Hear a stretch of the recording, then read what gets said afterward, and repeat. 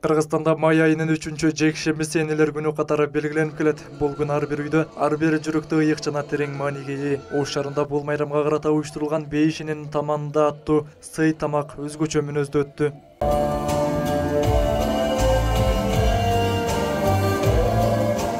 Иш-чарага Ош облусунун аймагынан жана алыскы райондордон 200гө жакын эне чакырылды. Майрамдык иш-чара апалардын кадыр-баркын көтөрүүгө, аларды талыкпаган минетин баалоого багытталган. Кыргыз биримдик коомдук бирикмеси тарабынан түштүк тарапта 4-үчү ирет энелердин күнүнө арналган бейишинин таманы деген долбоорубуз өтүп аткан кези.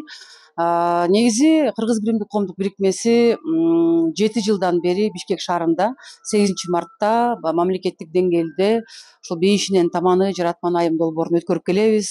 Анан ушу көп суроолор боюнча түштүк тараптагы апаларыбызга, эми өзүңүздөр билгендей эле ошол балдарынын, кыздарынын суранычы менен кээ бир апалар баягы төб ашуудан аша албайт же болбосо самолетко түшө албайт деген бир суранычтар менен ушу 4 жылдан бери энелердин майрамына атайын Бишкек шаарынан келип, Кыргыз биримдик коомдук бирикмеси майрам тартуулап кетеби. Майрамдын өзгөчөлүктөрүнүн бири Памирден көчүп келген кыргыз апаларынын катышуусу болду. Алардын бири 7 баланын энеси Күмүшай Айжорозбек кызы. Ал ата-бабалардын журтуна кайтып келгенден бери мындай иш-чарага алгачкы жолу катышып жаткандыгын айтып, ыраазычылыгын билдирди.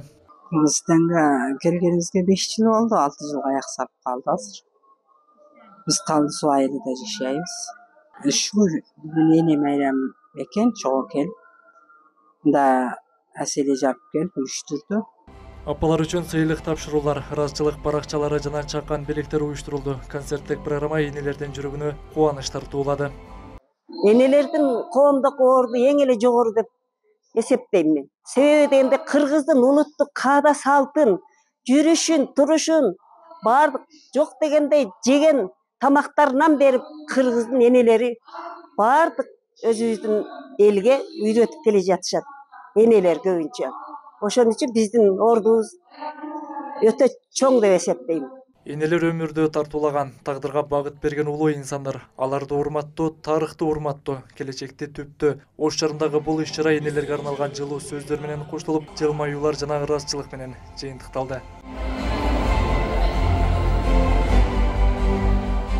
Асылбек Тагайбек уулу, Ибрахим Төлөбаев, Ош жаңылыктары.